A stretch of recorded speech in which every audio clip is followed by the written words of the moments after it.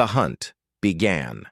The Galactic Academy's Xenobiology Lecture Hall buzzed with the chittering, humming, and clicking of 200 alien species, all gathered for Professor Zekthor's infamous course on predatory evolution. Melissa Chen sat in the back row, her human frame dwarfed by the crystalline bulk of her Krillian classmate and the flowing tentacles of the Aquarian beside her. She'd learned early that humans attracted attention, most of it patronizing. Today, Professor Zekthor announced, his 3 eye stalks swiveling across the auditorium, we examine apex predators, true hunters, the Krillian razorhawks, the Thanari shadow worms, species that have conquered their worlds through superior hunting adaptations. Burak Demir, the only other human in the program, caught Melissa's eye from across the room. His slight smile told her he knew what was coming. They always saved Earth for last, and never favorably.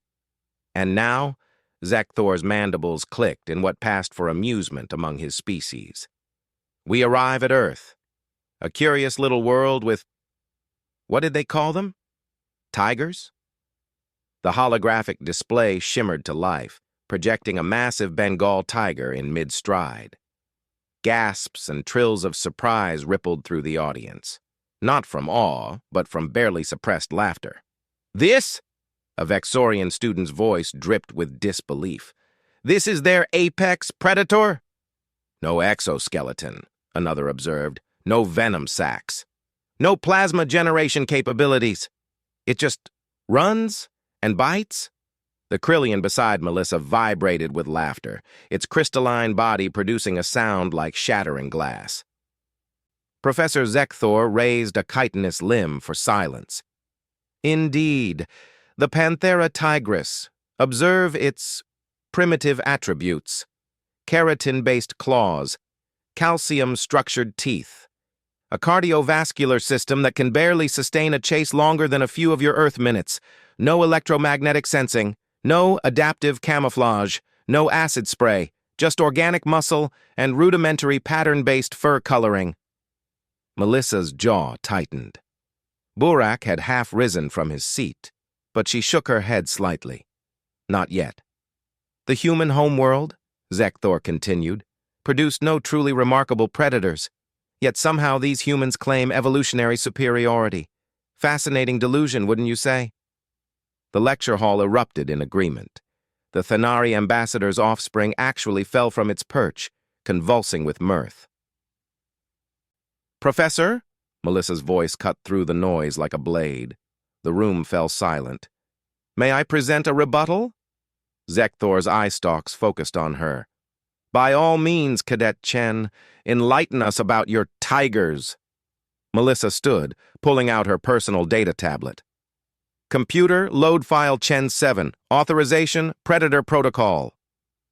The hologram shifted. The peaceful image of the tiger was replaced by video footage, grainy, night vision green. An Indian reserve, 2089, before humanity had joined the Galactic Collective. This is Sundari, Melissa narrated. A Bengal tigress, 300 pounds of, as you say, primitive design. She's hunting a sambar deer. Roughly her own size. Watch carefully. The class leaned forward despite themselves.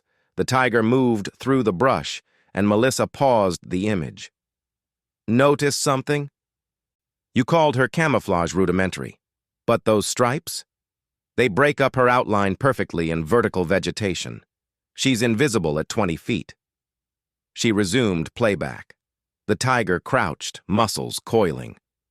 Her skeleton isn't exoskeletal, no, but those bones. They're hollow-structured for weight reduction while maintaining incredible strength. Her cardiovascular system can't maintain a long chase, you said. That's because she doesn't need to. The tiger exploded from cover. The deer never saw it coming. 4 seconds, Melissa said quietly. She covered 45 feet in 4 seconds, from complete stillness to 35 miles per hour. Your razor hawks take 9 seconds to achieve hunting speed. Your shadow worms take 12. The room had gone completely silent. Burak stood now, picking up where Melissa left off. Professor, you mentioned no remarkable predators from Earth. Let me show you something. His own hollow projection activated. This is a orca. Earth's oceans produced something that hunts in coordinated packs, uses tactical communication, and has been observed teaching hunting techniques across generations. Sound familiar? It should. It's called culture. This is a Komodo dragon, Burak continued, swiping to the next image. It has bacteria in its mouth so virulent that a single bite causes septic infection within hours. Venom? Who needs gene-engineered toxins when you've weaponized evolution itself? And this, Melissa pulled up another file, is a mantis shrimp, 4 inches long. Its punch accelerates at the same velocity as a .22 caliber bullet, in water. It creates cavitation bubbles that produce temperatures equal to the surface of the sun for a split second. Professor Zekthor's eye stalks had retracted slightly. These are anomalies. Are they? Melissa stepped into the center of the lecture hall. Earth is a Class 12 death world on your own collective scale. Every ecosystem, every environment produced hyper-specialized killers. We have ambush predators, pursuit predators, pack hunters, solo assassins, venomous specialists, crushing specialists, piercing specialists. We have predators in the sky, on land, in the water, under the ground. And then, Burak said, his voice dropping, there's the predator that outlasted them all. He didn't need to say it. Every being in that room knew. Humans. Your Razorhawks have plasma generation, Melissa continued. Beautiful. Elegant. Utterly useless if we're fighting in a water environment. Your shadow worms have electromagnetic sensing. Perfect. Unless we insulate our technology. Every specialist adaptation you've shown us today is a weakness. A single point of failure. She pulled up one final image. A human hunter, Earth circa 2024, standing over a tranquilized tiger during a conservation effort. We don't have exoskeletons, so we invented armor. We don't have venom, so we synthesized it. We can't run fast, so we built vehicles. We can't survive in space, so we engineered our way here anyway. The tiger taught us patience, Burak added. The wolf taught us cooperation. The cheetah taught us speed matters less than strategy. Every predator on Earth gave us a lesson, and we learned them all. Melissa locked eyes with Professor Zekthor. You want to know why humans claim evolutionary superiority? We don't. We claim evolutionary adaptability. Our apex predator isn't the tiger, Professor. It's the species that studied the tiger, learned from it, and then built a civilization that could travel to the stars. The silence in the lecture hall was absolute. The hunt began millions of years ago on Earth, Melissa finished quietly. It's never stopped. We just changed what we're hunting.